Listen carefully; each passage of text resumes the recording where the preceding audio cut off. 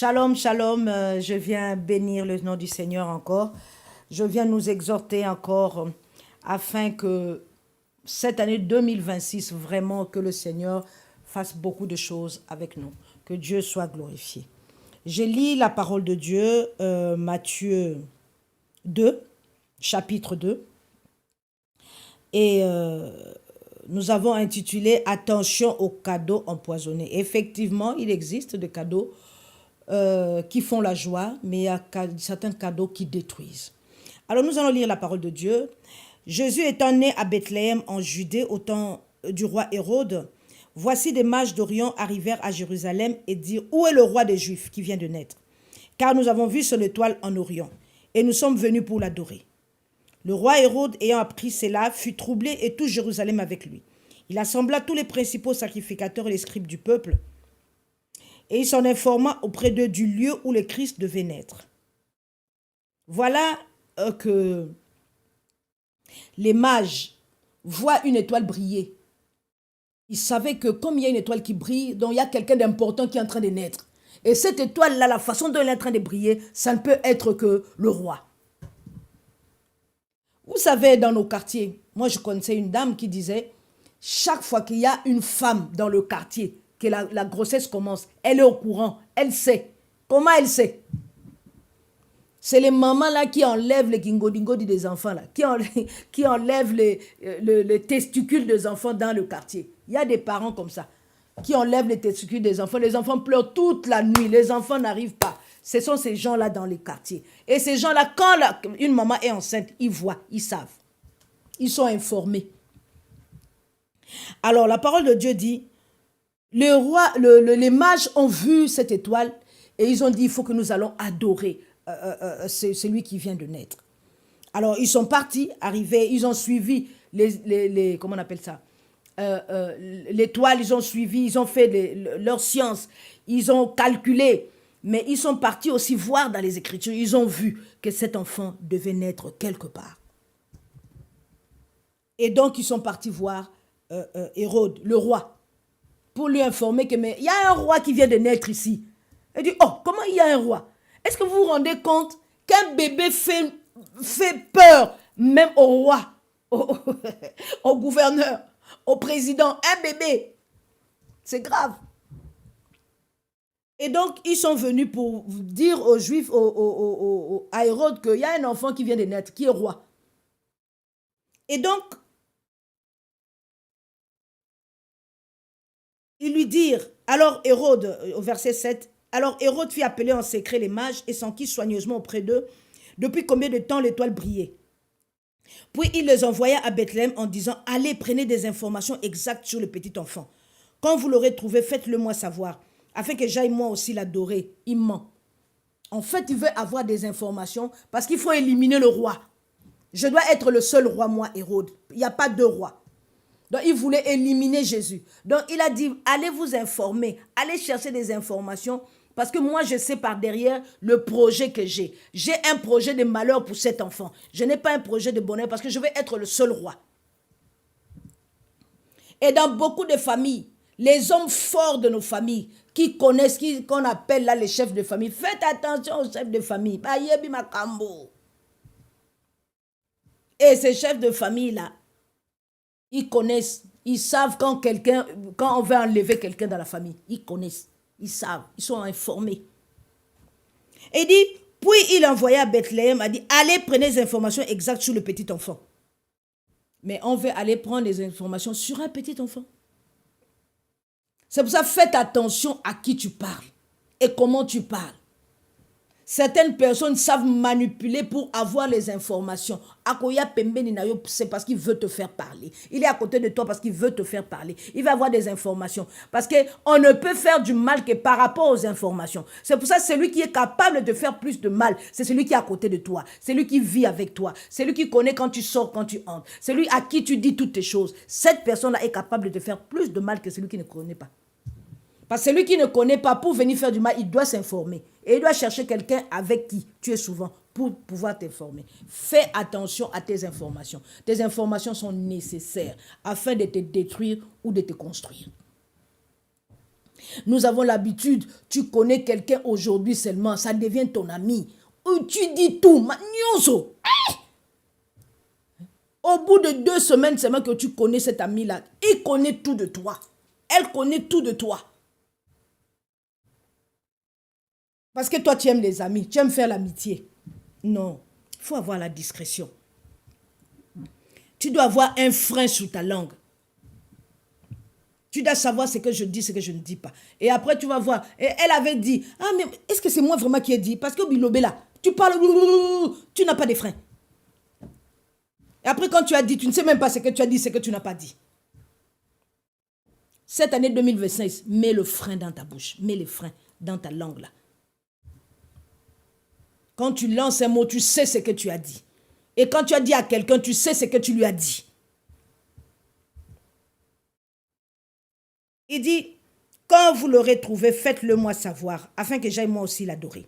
Au verset 9, après avoir entendu le roi y partir, et voici l'étoile qu'il avait vue en Orient aller devant eux jusqu'au moment où, arrivée au-dessus du lieu où était le petit enfant, elle s'arrêta. Quand ils aperçurent l'étoile, ils furent saisis d'une très grande joie. Ils entrèrent dans la maison, virent le petit enfant avec Marie, sa mère, se prosternèrent, l'adorèrent. La parole de Dieu dit, quand ils aperçurent l'étoile, ils ont aperçu le petit enfant, ils ont vu le petit enfant, ils sont entrés dans le lieu où était le petit enfant. Ils étaient tellement dans la joie de voir, faire la rencontre avec le roi, faire la rencontre avec celui qu'ils ont vu, l'étoile briller. Il y a beaucoup de gens, quand l'enfant naît, sont dans la joie, parce qu'un enfant nous est né, sont dans la joie, parce qu'il y a une autre personne qui est venue ajouter dans la maison, dans la famille. Sont dans la joie, parce que ça confirme l'amour que les parents ont. On est dans la joie, parce qu'on s'est dit que, enfin, nous avons encore quelqu'un. Alléluia. Mais ce n'est pas tout le monde qui est dans la joie. Ce n'est pas tout le monde qui est dans la joie quand un enfant naît.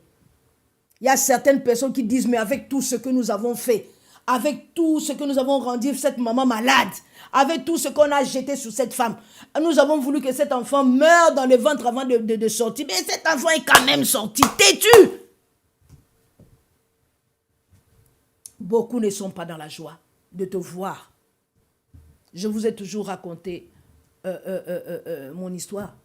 Il y a une maman qui venait chez nous, qu'on aimait beaucoup, que mes parents avaient confiance. Mais ce moment de la délivrance, ce moment où j'étais en train de prier pour aller prêcher, c'était le sujet par rapport à la délivrance, par rapport à moi. Et le Seigneur me montrera en vision comment est-ce que cette maman me portait et comment est-ce que cette maman disait, modèle on a souffert na vie nanga yo peut faut souffrir. Or ils avaient des antécédents avec mon père. Mais moi je suis enfant, je ne sais rien. Il est en train de me maudire dans ses mains. Pourtant mes parents lui ont donné avec joie.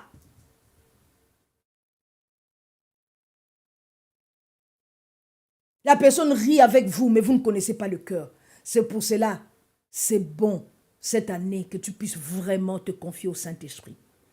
Parce que le Saint-Esprit va te dire que attention à cette personne. Le Saint-Esprit va te montrer des choses pour que tu puisses comprendre que cette personne est mauvaise pour moi. Il ne me veut pas du bien, il me veut du mal. Seul le Saint-Esprit est capable de le faire. D'ailleurs, des fois, Dieu, même dans sa bienveillance, te fait comprendre que fais attention à telle personne, fais attention à telle personne. Parce que Dieu est bon. Il pleut pour les méchants et pour les bons. Dieu est bon. Il peut même te faire savoir ces choses-là. Que fais attention à telle personne. Regarde comment il parle. Regarde comment. Tu te sais. D'autres personnes ne savent pas. D'autres personnes ne savent pas. Et moi, j'étais dans les mains de cette femme. C'est elle qui s'occupait de moi. C'est elle qui me nourrissait. Quand elle venait chez moi, cette période-là, c'est elle qui me donnait à manger. C'est elle qui me lavait. C'est elle qui lavait mes choses. On avait des bonnes de boy pour faire tout le travail. Mais elle me prenait exclusivement pour montrer combien elle m'aimait. Alors, elle faisait cela. Tout le monde, quand on le voyait, on disait, ah, elle aime vraiment Fifi. Mais or, dans le cœur, c'était pas ça. Elle venait pour me détruire.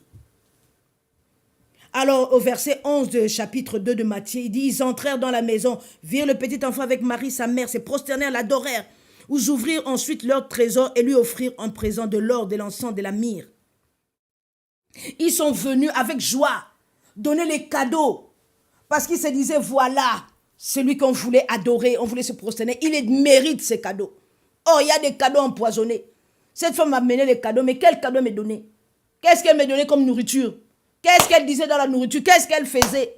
Mes parents ne savent pas. Comme ils avaient confiance en elle, ils me laissaient entre ses mains. Alléluia. Il y a certains cadeaux qu'on vient donner aux enfants. En fait, tu crois que c'est pour t'honorer, c'est pour montrer la joie. Mais oh, il est venu avec une mission pour détruire. Comme mon enfant né, les enfants qui viennent à la maison, les gens qui viennent voir mon enfant, je prie. La nuit, je prie. La journée, quand ils arrivent, je prie. S'ils ont leurs choses, ils se détruisent au nom de Jésus. Je me rappelle je suis partie à l'anniversaire d'un enfant. Je suis partie le lendemain de l'anniversaire de l'enfant. Et je ne pouvais pas ce jour-là. Je suis venue avec mon fils pour donner le cadeau à la dame. Et quand j'arrive, la dame me dit, ah, en tout cas, je veux te... On a commencé à causer, j'ai dit, on va prier. On a prié. Après, la dame qui dit, ah, il faut que je te dise quelque chose. J'ai dit quoi? Elle dit, fais attention à ton enfant. Je dis, pourquoi? Elle dit, mon fils est sorcier, à la sorcellerie. Donc, lui, il ne s'amuse pas. Il peut te donner ton enfant un cadeau, un bonbon, un truc, mais c'est pour le détruire. Fais attention. Dis à ton fils de faire attention. Est-ce que vous vous rendez compte? Et elle me raconte que la veille, comme il y avait l'anniversaire, il paraît les mamans jetaient le nom de l'église. Une grande église ici, où vraiment les gens aussi combattent comme il n'est pas permis. Combat spirituel. Tout le monde combat dans les combats spirituels. Alléluia. Et cet enfant venait, les mamans là sont venues donner aussi le cadeau à l'enfant pour l'anniversaire. C'était un bébé. Ils sont venus donner le cadeau de l'anniversaire. Et pendant qu'ils sont venus donner le cadeau pour l'anniversaire, il y a une maman qui était là, qui a, quand ils étaient en train de prier, pour, faire ouvrir le gâteau pour souffler tout ça, pour que le gens puissent manger. Cette maman-là a détruit, a envoûté ces gâteaux-là pour que tous les enfants qui vont manger soient... il y ait des points de connexion dans les enfants. Est-ce que vous vous rendez compte? Et en plus de cela, ils ont commencé, ces mamans, il y avait 3 mamans qui étaient là, qui ont commencé à dire aux garçons là qui étaient sorciers, il faut qu'on fasse entrer ta sœur dans notre confrérie, dans la sorcellerie. Donc ils étaient là, ils sont venus pour les cadeaux, mais les cadeaux empoisonnés, il fallait empoisonner cet enfant, il fallait donner la sorcellerie à cet enfant. Est-ce que vous vous rendez compte? Toi tu ouvres ta porte, et les gens sont dans la joie. Qui est dans la joie? Je crois que c'est chaque personne qui est dans la joie. Et cette maman-là, c'est là quand la nuit l'enfant pleurait, après ils ont dit que non. Ils ont appelé le petit garçon. Le petit garçon dit que oui, on l'a tellement menacé, on l'a fait sortir dehors, tu vas dormir dehors, il pleuvait. Il a dit non, je vais parler, il a parlé. Il a dit il y a telle maman, voilà notre complot, voilà ce qui était. On a voulu faire, comme il est en train de pleurer, c'est à cause de ça. Le papa était fâché, il est parti chercher ces mamans-là. Et ces mamans-là qui disent non, c'est votre fils lui-même qui nous a dit de donner au bébé. C'est lui-même qui nous aime. Parce qu'ils ont dit qu'on va parler ça, on va aller parler ça aux responsables parce que ce n'est pas normal. C'est là que les mamans, une maman a parlé, pas les 3 mamans, une maman a parlé, les autres ne voulaient même pas. Cadeau empoisonné. Est-ce que vous vous rendez compte? Il y a une femme, dernier témoignage, j'ai une dame qui est partie au marché. Elle est partie au marché acheter à manger. Elle est venue, elle a acheté tout ce qu'elle a acheté. Après, elle est partie acheter le couscous de manioc. Elle a acheté, la dame lui a dit, ah, Mais tu es très gentil, vraiment, tu es serviable. Je vais t'ajouter un. Elle a ajouté un dernier cadeau. Elle a mis dans un sachet, lui a donné. Elle dit, comme ça, tu vas manger aussi. Elle a dit, ah, merci, vraiment, tout ça. Ah, vraiment, tu es devenu mon client, ma cliente. Je vais maintenant commencer à passer seulement ici. Donc, la fille est rentrée. Ils ne se connaissent même pas. Et la fille est rentrée, arrivée à la maison. Elle a fait à manger avec ce qu'elle avait acheté. Et le reste, elle avait gardé. Et le lendemain, comme par hasard, le matin, elle a faim. Et cette faim-là, elle dit que moi, j'avais mon couscous que j'avais gardé. Elle est partie acheter, elle est partie préparer. Et la nuit, quand elle dort 2 jours après, 2 ou 3 jours après, la dame vient. Elle dit que, ah, moi, je viens chercher mon couscous. J'ai dit, ton couscous? Elle dit, oui, mais je t'avais donné un cadeau couscous. Oh, mais comment tu me donnes un cadeau couscous? C'était dans la journée. Elle dit, oui, mais moi, je viens chercher la nuit. Tu dois me rendre. Elle dit, mais comment je vais te rendre? Il dit, oui, tu dois me rendre. Le cadeau là, le matabiche, les gratuits là qu'on cherche souvent. Oh, ajoute-moi, hein, ajoute-moi. Hein. C'est peu. Ah, yo, ça, c'est là, matabiche. Et on lui a ajouté. Et c'est là que cette fille a dit que bon, moi je ne sais pas comment faire, comment te rendre ça. Elle dit, viens, je vais t'amener quelque part comme ça, tu vas me rendre ça. À cet endroit-là. Et c'est comme ça que la fille a commencé à sortir. Et c'est comme ça qu'est arrivé, oh, donne-moi ta mère, donne-moi ton père. C'est devenu comme ça, donne-moi ton frère. Le cadeau empoisonné. Dans le mariage, on vient apporter les cadeaux.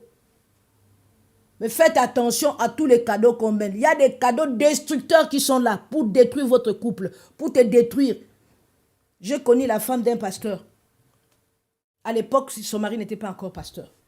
On est venu donner, ce sont ses tantes qui sont venues donner le cadeau. Mais le cadeau là, c'était pour qu'elle n'accouche pas. Qu'elle n'ait pas d'enfant. Et c'est comme ça que ça a commencé à travailler dans son couple. Ça a commencé à travailler dans son couple. Attention aux cadeaux. Alors, nous allons prier. Parce que dans bientôt, il faut que j'arrête. Nous allons prier dans tout le cadeau que nous avons reçu cette année-là. Qu'on nous a donné, que nous on a donné. Tous les cadeaux destructeurs de notre vie soient anéantis dans le nom puissant de Jésus. La puissance des ténèbres, la puissance de l'envoûtement. D'autres personnes même ne te donnent pas cadeau. Ils te disent seulement, est-ce que je peux garder telle chose chez toi? Le fait de garder seulement une chose chez toi, c'est la porte ouverte à l'envoûtement, à la sorcellerie, aux pistes d'atterrissage des esprits. Tu vas détruire tout cadeau qui a ouvert les portes dans ta maison au nom puissant de Jésus. Nous prions. Seigneur, nous venons détruire tous les cadeaux empoisonnés qui sont destructeurs pour notre vie, pour la vie de nos enfants, au nom puissant et glorieux de Jésus. Seigneur, tout cadeau empoisonné dans nos maisons. Seigneur, je viens détruire la puissance des ténèbres. Je viens détruire la puissance de l'envoûtement. Au nom puissant et glorieux de Jésus. Nous allons prier, détruire toute porte, toute connexion, toute porte qui a été ouverte dans ta maison par rapport au cadeau que tu as reçu. Au nom puissant de Jésus. Seigneur, nous venons détruire, Seigneur, la connexion.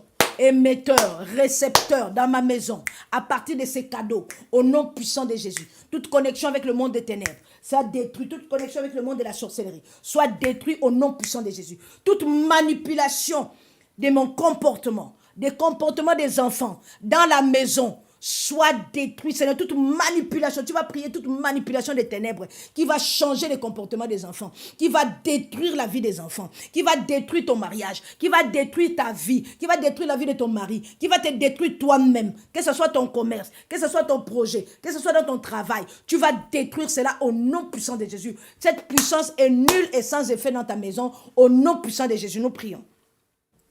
Au nom puissant et glorieux de Jésus, nous détruisons, Seigneur, toute force des ténèbres qui est venue manipuler les enfants dans ma maison, qui est venue détruire, Seigneur, la vie de mes enfants, qui est venue détruire mon mariage, qui est venue détruire ma vie, qui est venue détruire la vie de mon mari. Seigneur, au nom puissant de Jésus, nous venons détruire cela. Seigneur, nous proclamons nul et sans effet dans notre maison. Au nom puissant de Jésus, tu nous as donné le pouvoir de marcher sur les serpents, sur les scorpions, sur toute la puissance de l'ennemi. Rien ne peut nous nuire. C'est pour ça que nous détruisons tout pouvoir contraire terre dans cette maison, au nom puissant de Jésus. Toute force des ténèbres qui manipule les enfants, qui manipule les couples, qui manipule, Seigneur, nos richesses, qui manipule l'argent dans notre maison, soit détruit dans le nom puissant de Jésus.